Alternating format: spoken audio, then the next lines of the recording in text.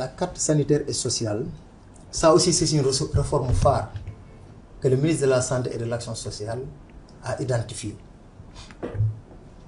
Et le ministre d'ailleurs accorde, suivant aussi les instructions des plus hautes autorités, une grande importance à ces réformes-là.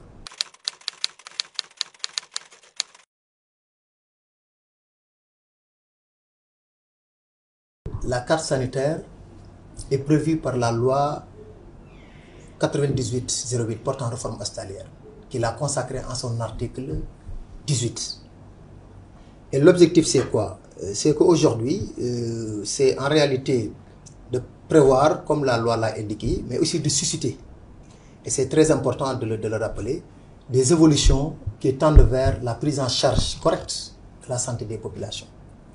Et de ce point de vue, la carte sanitaire a pour objectif naturellement de déterminer de façon globale, sans faire de distinction entre les secteurs privés et les secteurs publics, toutes les structures et tous les équipements nécessaires à la prise en charge de la santé des populations, mais également à leur localisation. Quand on parle de localisation, ici on fait référence un peu à la position géographique. Donc c'est très important. Maintenant, l'autre chose aussi qu'il faille indiquer, c'est que la carte sanitaire permet une meilleure planification, surtout en ce qui concerne les investissements dans le cadre de ces structures de soins. Ça permet une meilleure planification. Ça permet également une meilleure inspection. Une meilleure inspection de toutes les normes établies à cet effet.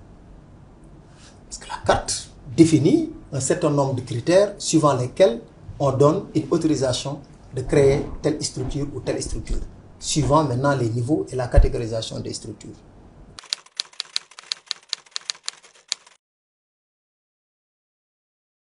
La mise en place ou la mise à jour de la carte sanitaire facilitera la régulation.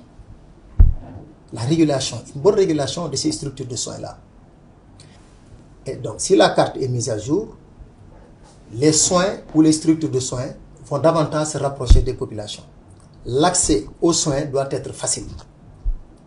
Et de ce point de vue, là, nous sommes en train de travailler en rapport avec la CESDOS, la cellule de la chargée de la carte sanitaire, mais aussi en rapport avec toutes les structures concernées, y compris la Direction générale des établissements de santé, pour mettre à jour cette carte sanitaire conformément aux orientations de M. le ministre de la Santé et de l'Action sociale.